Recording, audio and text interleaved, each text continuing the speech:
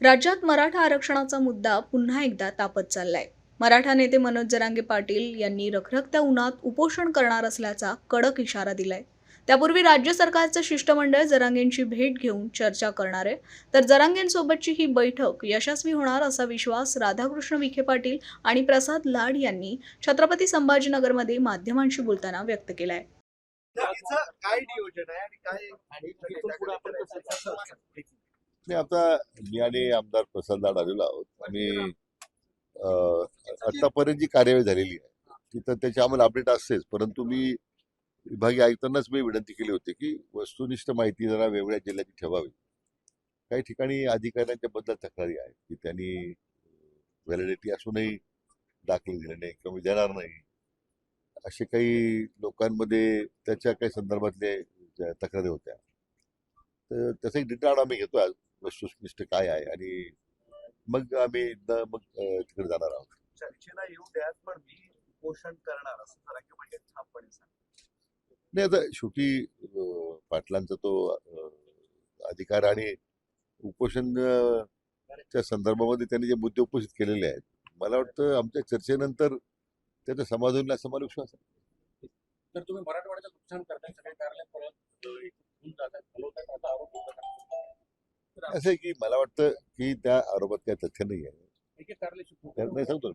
कारण असं आहे की आता मूलभूत जिथं काम आहे, आता नदीवर प्रकल्प आपल्याला करायचा आहे, 57 टीएमसी पाणी इकडे आणायचं, मग कार्यालय कुठे राहणार? ते वरच्या भागातच कार्यालय घेऊन गेलं पाहिजे ना, तिथं अधिकाऱ्यांना काम करायचं आहे.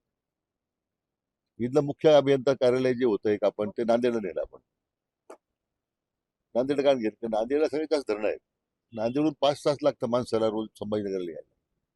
तर इथं जर काढले, चीफ इंजिनियर जर नांदेड जाऊन बसले, तर त्या भागामध्ये कॉन्सन्ट्रेटली काम होईल सगळं. सब डिव्हिजन नाही करता मराठवाड्यात. नाही, मला वाटत नाही की त्याची दोन्हीला काय घेऊन जातात असा ऍक्शन घेतात. नाही नाही, आता दोन्ही मोठे सेंटर आहे. नाही नाही, माझं मत ते लोणीला घेऊन जाण्याबद्दलचं, मी तर लोणीचं कार्यालय, मला काही लोणीला घेऊन जायची हे नव्हती. मुळातच काय आहे की नदीजोड कार्यालय कोणते नेले आपण तिथे? फक्त नदीजोड प्रकल्पासाठी आम्ही कार्यवाही करता समन्वय राहण्यासाठी कार्यालय गेलेलं आहे. त्यांनी कार्यालयाने जर कार्यालय लोणीला न नेताही जर राहिले, त्यांनी काय, माझा काही आक्षेप नाही त्याच्यामध्ये. कारण फक्त आता उद्या ते कार्यालय नाशिकला गेले असते तर मग काय आक्षेप नव्हता. नाही सर, मराठवाडा असतं तर काय झालं असतं, काय नाही नाही, कारण ही सगळी आता पाणी आपल्या कोकणातून आणायचं आहे. पाणी जर कोकणातून मधून आणायचं आपल्याला, तर शेवटी सगळे अधिकारी, मी मुद्दाम नाशिककडे काय घेऊन गेलो, कारण त्यांना उद्या उल्हास खोऱ्यात जायचं आहे, त्या तिथून पाणी आपल्याला वर काढायचं आहे. तिथे यंत्रणा नाही आपल्याकडे. आज एक अधिकारी नाही, एक फक्त कार्यक्रमामध्ये काम करतोय. आज आज रोजी 90,000 कोटीची योजना राबवणारा एकच अधिकारी करणार का? आणि कोणासाठी करतो आपण हे?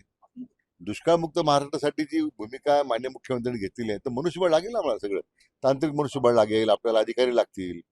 त्याच्यातून ज्या भागातून ही कार्यालय आपण हलवली, तिथं जर मी तुम्हाला आता आज वेळ नाहीये, स्वतंत्रपणे तुम्हाला मी चर्चा करेल, तिथं काहीच काम नव्हतं. फक्त तिथल्या संबंधित अधिकाऱ्यांची सोय होण्यासाठी कार्यालय होती फक्त. आता मागच्या 5 वर्षात तुम्हाला आकडेवारी पाहिली, काय काम केलं त्या कार्यालयात, काय काम झाली, किती टक्के काम झालं, किती टक्के काम शिल्लक होतं, याचा फार बारकाईने अभ्यास करून हा निर्णय झाला. असं काही हायफायझाईडले निर्णय, एक जवळजवळ 7-8 महिने याच्यावर अभ्यास झालाय. आणि तिथे स्थानिक कर्मचारी जे आहेत ते आता मात्र स्वाभाविक आहे की जेव्हा स्थलांतर होणार असल्यामुळे मग ते आता काही वेगवेगळ्या चुकीची माहिती पुढे करत काही वेगळी माहिती द्यायचा प्रयत्न करतात. तशी वस्तुस्थिती नाहीये. पण माझी विनंती एवढीच आपल्याला की जे काही वास्तव आहे, मी आपल्या स्वतः मांडतो स्वतंत्रपणे. एकदा आपण ही आजची गडबड कमी होऊ द्या, स्वतंत्रपणे मांडतो. म्हणजे एकदा तुमचं जर समाधान तरी झालं नाही, तरी माझी तयारी आहे की त्याच्यामध्ये. आतापर्यंत नाशिक नगरच्या राज्यकर्त्यांनी मराठवाड्यावर सातत्यानं पाण्याचा जरा अन्याय केलाय, आता तो अधिक होणार आहे असा आरोप आता केला. माझं तेच म्हणणं आहे की साहेब, हा काही नगर नाशिक नाहीच आहे. मराठवाडा कायमस्वरूपी दुष्काळमुक्त करण्यासाठी संकल्प जो आपण केलेला आहे. आता हे 55 टीम्स पण येणार कुठे आहे? जायकवाडीत येणार ना ते. त्यासाठीच पाण्यावर लक्ष ठेवा, कार्यालयावर. म्हणजे माझं म्हणणं आहे की अंतिम हेतू काय आहे तो आपण लक्षात घेतला पाहिजे. पण मी परत सांगतो की वस्तुनिष्ठ माहिती एकदा आपण जर मी टोटल प्रेझेंटेशन दाखवतो आपल्याला, आणि ते पाहिल्यानंतर आपण मग निर्णय करू. म्हणजे आम्ही काही वी आर नॉट रिजिड.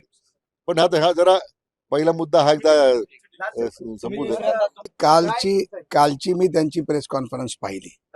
त्यांनी भावनिक मला देखील आवाहन केलं पण माझं असं म्हणणं, त्यांना विनंती त्या दिवशी प्रेससमोर तुमच्याही होती की मी समितीच्या अध्यक्षांबरोबर चर्चा करीन, त्यांना घेऊन येईन. त्या पद्धतीमध्ये फक्त कालचा एक दिवस सोडून आज आम्ही आलो. कारण काल देखील विखे पाटील साहेब दिल्लीला कांदा प्रश्नावरती होते. अनेक राज्याचे ज्वलंत विषय तिकडे दिल्लीमध्ये चर्चेला होते. त्यामुळे काल रात्री ते मुंबईत आले आणि आज सकाळी पहाटे आम्ही दोघेही मुंबईहून निघालो.